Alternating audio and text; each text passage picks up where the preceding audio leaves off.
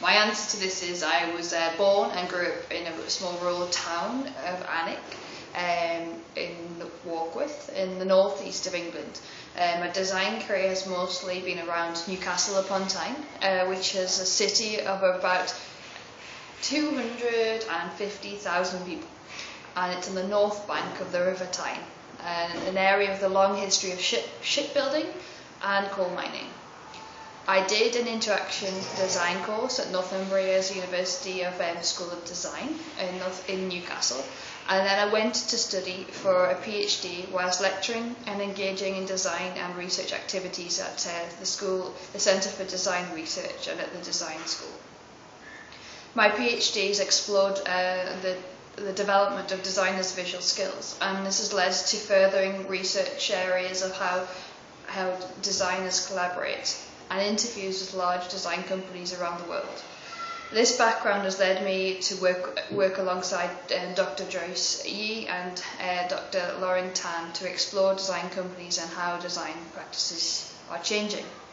Our book, Design Transitions, will be published in spring 2013, and we will identify key changes that are changing the identity of designers, current models of consultancies that are moving from consultancies to partnerships, and designers are becoming creators of networks and facilitators of creative activities.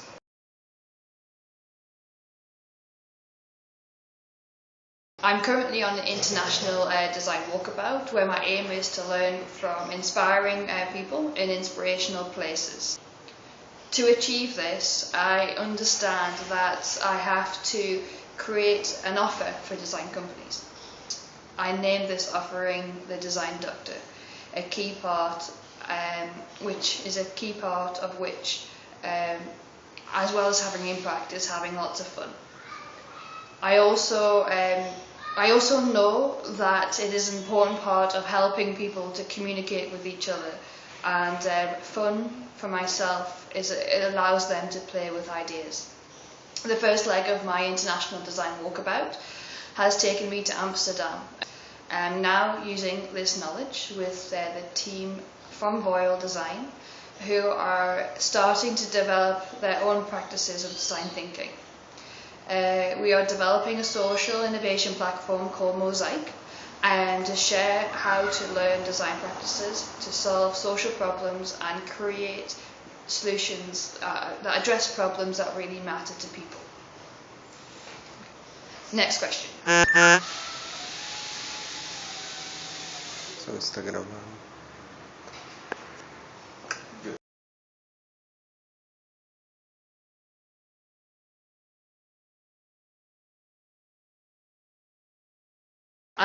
Also learn language, which has always been an issue for me, and the team at Voile have a shared goal about learning, and if learning gets in the way, and if language gets in the way of that learning, you can get frustrated and you can't communicate, and then it becomes really difficult.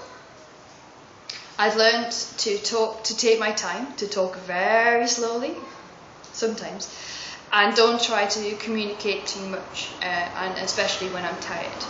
Sometimes it can be hard when I'm getting excited. It's really important to learn from my colleagues at Voile, and I have to really think about how I show examples to them. Communicating using words, and the right words, of course, is important, but I think most of all it's really about getting the meaning across in the best way possible. Being in Brazil, and specifically in Belo Horizonte, where people are more relaxed, it's much easier to communicate, and a key thing is just having fun and using lots of body language. Voile were teaching me the months of the year in Portuguese, and we were actually doing this through dancing.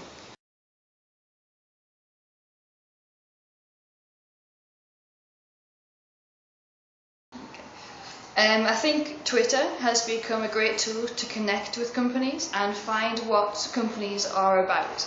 I decided to create a global map of design companies, and that I would like to work for. So I spent some time asking people which I really respected, which companies they admired. Which I created the map and shared it through different types of social media such as Twitter and Facebook. I spent a lot of time getting in contact with companies and they were asking me to be part of the map.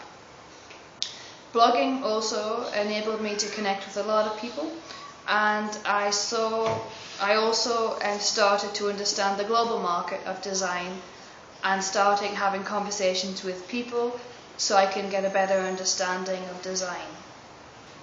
Most of the time I'm really glad that I found such a great group of people to work with. I had a good feeling about the team at Foyle when I first met them over Skype, and it was really important to find real people and genuine people who wanted to show you around the place and help you explore when you're in such an unfamiliar context. This really helped me to adapt to new spaces.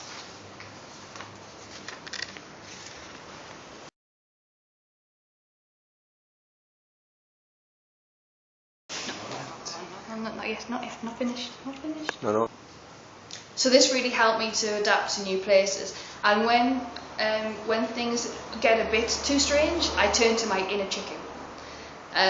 If you want to find out more about my chicken, you'll have to visit my website.